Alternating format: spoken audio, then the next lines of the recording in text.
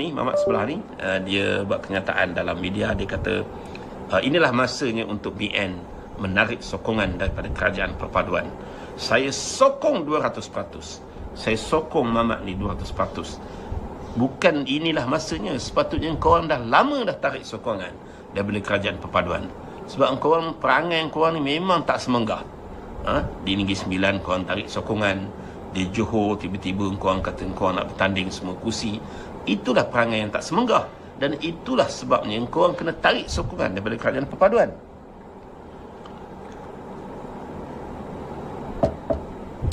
Akmal, korang tak payah tunggu Anwar Ibrahim halau korang.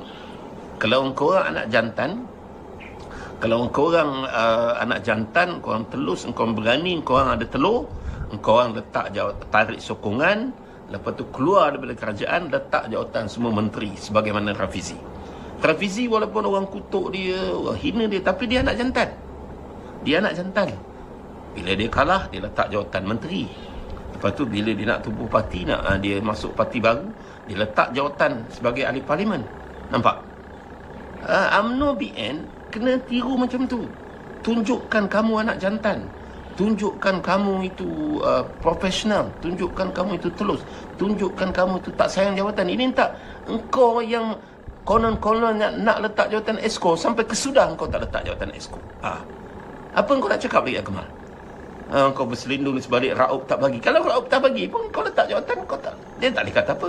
Kau dah hantar surat letak jawatan tu, kau tak datang, kau terus beritahu terima tak terima aku nak letak jawatan. Kalau kau anak jantan, Akmal. Tapi kau tak anak jantan. Kau sembang je hebat, kau sembang je berdegar-degar. Tapi jawatan esko pun kau sayang. Jawatan esko pun kau tak letak, kan? Tak payah nak berlakon lagi. Bukan ini masanya. Dah lama dah sepatutnya UMNO BN keluar daripada kerajaan perpaduan. Anwar beri muka sangat kepada korang. Dengan dapat marah lah, dapat Felda lah, ada 8 jawatan menteri, siap dengan timbalan menteri, dan berbagai-bagai lagi yang Anwar beri. Itu pun korang tak nak berterima kasih. Itu pun korang nak tikam belakang lagi. Inilah jenis orang kata apa? Apa tu jenis tak mengenal budi. Okey, konon berjuang Melayu tapi perangai tak macam Melayu. Inilah isunya. Bukan sekarang kau kena tarik sokongan pada kerajaan perpaduan. Patutnya dah lama kau tarik sokongan. Engkau tarik sokongan kepada kerajaan perpaduan. Kau tak payah tunggu. Okey? Aku nak cabar, saya nak cabar Akmal. Sebelum kau tarik daripada kerajaan perpaduan, kau tu kena letak jawatan dulu.